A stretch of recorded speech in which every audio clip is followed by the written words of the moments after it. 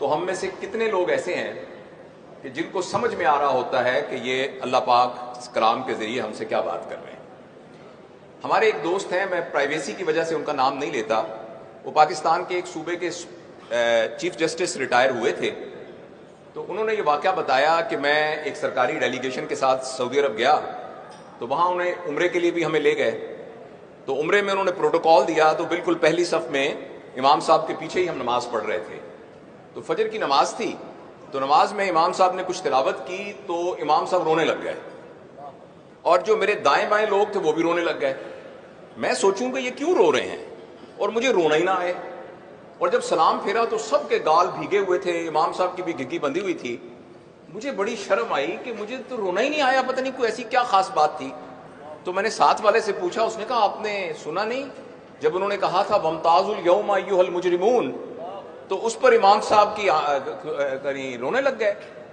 تو اس نے کہا اس کا کیا مطلب ہے؟ انہوں نے کہا اس کا مطلب یہ ہے کہ قرآن کی آیت ہے جس میں اللہ پاک کہیں گے کہ آخرت میں سب لوگ اکٹھے ہی ہوں گے بیٹھے ہوئے، تو اچانک اللہ پاک یہ کہیں گے کہ اے مجرموں آج تم الگ الگ ہو جاؤ، تو ایک دم ایک دیوار گرے گی اور کچھ لوگ ادھر ہو جائیں گے، کچھ لوگ ادھر ہو جائیں گے، تو اس بات کا خوف ہوا کہ کم ہم کہیں دیوار کے پرلی طرف تو نہیں ہوں گے۔ تو وہ جو چیف جسٹس تھے نا، وہ کہتے میں اس وقت تو نہیں رویا، لیکن اپنے کمرے میں آ کے میں نے دیوار پہ سر مار مار کے رویا کہ میں نے قانون کی اتنی اتنی کتابیں پڑھی ہوئی ہیں، لیکن مجھے اس بات کی سمجھ نہیں آئی کہ اللہ پاک نے قرآن میں کیا کہا۔ میں آپ سے یہ نہیں کہتا کہ آپ میں سے کتنے لوگ ایسے ہیں جنہوں نے جب اس بچے نے تلاوت کی تو ان کو سمجھ میں آ رہا تھا، ہم میں سے کتنے لوگ ایسے ہیں کہ جب انہوں نے کہا والتین والزیتون، قسم ہے انجیر کی، قسم ہے زیتون کی، وطور سینین، اور جو طور سینا کے پہاڑ کی، بہذا البلد الامین، تو ہم میں سے کتنے، اور انسان کو بہترین خلق سے پیدا کیا، تو ہم میں سے کتنے لوگوں کو یہ بات سمجھ میں آئی تھی کہ اس طرح کی عجیب ڈیفرنٹ قسم کی قسمیں کھانے کے بعد اللہ پاک نے یہ کیوں کہا ہے؟ البتہ یہ بات میں آپ سے تو نہیں کہتا کہ آپ ہاتھ کھڑا کر کے بتائیں کہ کتنے لوگوں کو یہ بات سمجھ میں آ رہی تھی۔ البتہ پچھلی حکومت میں ایک دفعہ اسلام آباد کے کنونشن سینٹر میں نوجوانوں کا ایک سمپوزیم پچھلی حکومت نے بلایا تھا، تو مجھے بھی انہوں نے ایک اسپیکر کے طور پہ بلایا تھا، اور موضوع کی نوعیت ایسے تھی کہ تمام نوجوان تھے 4500۔ میں نے ان سے پوچھا کہ آپ میں سے کتنے لوگ ایسے ہیں جنہوں نے کم از کم ایک دفعہ قرآن کو مفہوم کے ساتھ پڑھا ہوا ہے؟ آپ یقین کریں کہ وہ 4500 جو کہ پوسٹ گریجویٹ تھے، پی ایچ ڈی بھی تھے، ان میں سے ایک بھی ہاتھ کھڑا نہیں ہوا۔ تو مجھے ابھی بیٹھے بیٹھے یہ خیال آیا کہ میرے بہت ہی پیارے دوستوں، بہت ہی پیارے بھائیوں، تھوڑے ہی عرصے کے بعد ہم نے اس دنیا سے چلے جانا ہے، اور اللہ کے سامنے پیش ہو کے ہم نے جو کچھ اس دنیا میں کیا ہے اس کا حساب دینا ہے۔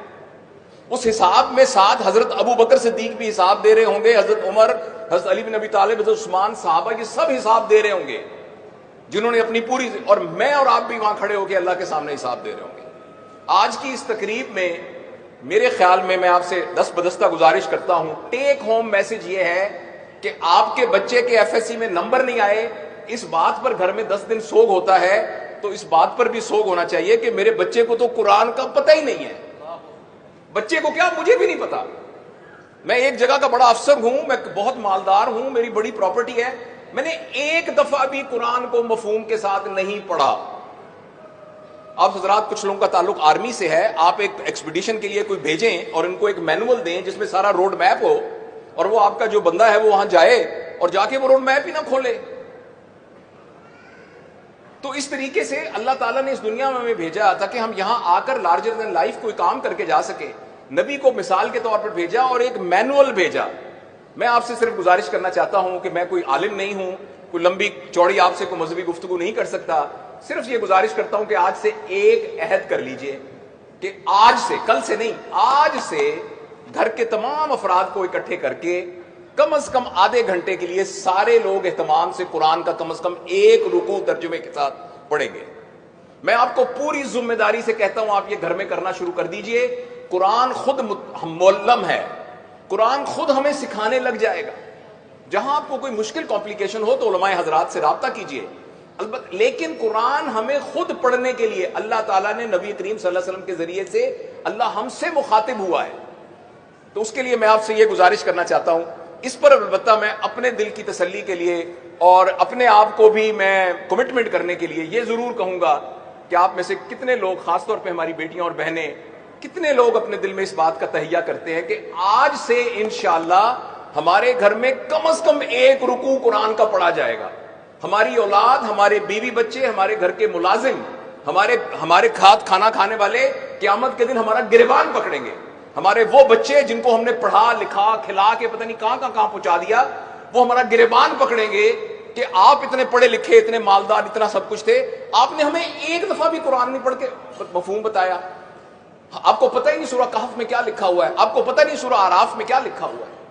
تو میرے بھائیو، یہ میری گزارش تھی، اللہ تعالی ہم سب کو عمل کی توفیق نصیب فرمائے۔